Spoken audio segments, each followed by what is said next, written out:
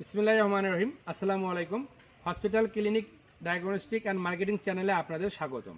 এই চ্যানেলটা দ্বারা আপনারা যারা হসপিটালে জব করেন, আপনারা যারা ক্লিনিকে জব করেন, আপনারা যারা মার্কেটিংয়ে জব করেন, বিশেষ করে ফার্মাসিউটিক্যাল কোম্পানিতে, বিশেষ করে হসপিটালে, বিশেষ করে ক্লিনিকে, বিশেষ করে ডায়াগনস্টিক সেন্টারে, এখানে আমি প্রথমে দুটো পার্ট নিয়ে কথা বলবো। বিশেষ করে দেখবেন যে যারা ফার্মাসিউটিক্যালে জব করে তাদের কিন্তু দ্রুত হসপিটালে জব হয়ে যায়। কারণ ফার্মাসিউটিক্যালের লোকরা কাকে ভিজিট করে? ডক্টরকে। আর হসপিটালের লোকরা কাকে ভিজিট করে? ওই ডক্টরকে। তার মানে কি দুটো কিন্তু সেম। তো বন্ধুরা, আমরা যারা ফার্মাসিউটিক্যালে জব করি তারা হঠাৎ করে কিন্তু হসপিটালে গিয়ে আমাদের সেলসটা করতে পারি না। কারণ ফার্মাসিউটিক্যাল একটা প্রোডাক্ট থাকে। এই প্রোডাক্টটা আমি কোথায় সেল করব? আমি আমার পল্লী চিকিৎসকের কাছে সেলস করব। এটা আমি ডক্টর ফ্রন্টে গিয়ে লিখাবো, দেন তারপরে প্রেসক্রিপশন বের হলে আমার প্রোডাক্টটা সেল হবে। আর হসপিটালে কি হচ্ছে?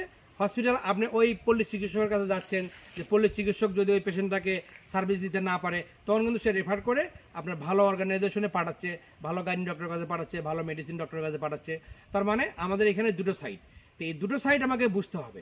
আমরা বুঝতে গেলে যে জিনিসগুলো, যে টুলসগুলো দরকার, সেই টুলসগুলো আপনাকে নির্ধারণ করতে হবে যেন এই টুলসের মাধ্যমে আপনি আপনার মান্থলি যে বাজেটটা আছে সেই বাজেটটা আপনি করতে পারেন। তাহলে এই বাজেটটা করতে গেলে অবশ্যই আপনাকে একজন পরিশ্রমী, অবশ্যই একজন ভালো উদ্যমী মার্কেটিং এক্সিকিউটিভ হতে হবে, এনার্জেটিক, এবং যাকে পুরো 3 মাস যে প্রথম যে প্রবাসনী পিরিয়ডটা থাকবে, আপনার 3 মাস শুধু আপনার নয়নের স্বপ্নে শুধু একটাই চিন্তা ভাবনা থাকবে যেন আপনি আপনার টেরিটরিতে, ধরেন আপনার পটেনশিয়াল পিসি আছে হচ্ছে 60 জন বা 70 জন, বাট এখানে কিন্তু আরও 500 পিসি আছে। বাট আপনার উচিত হচ্ছে আপনার ভিজিটিং কার্ডটা অ্যাটলিস্ট যেন প্রতিটা পল্লী চিকিৎসার কাছেই যায়। কারণ ওই যে নন পটেনশিয়াল কেমিস্ট্রি আছে, সে কিন্তু মাসে 2টো হলো পেশেন্ট পায়, সে কিন্তু বিভিন্ন জায়গায় পাঠায়।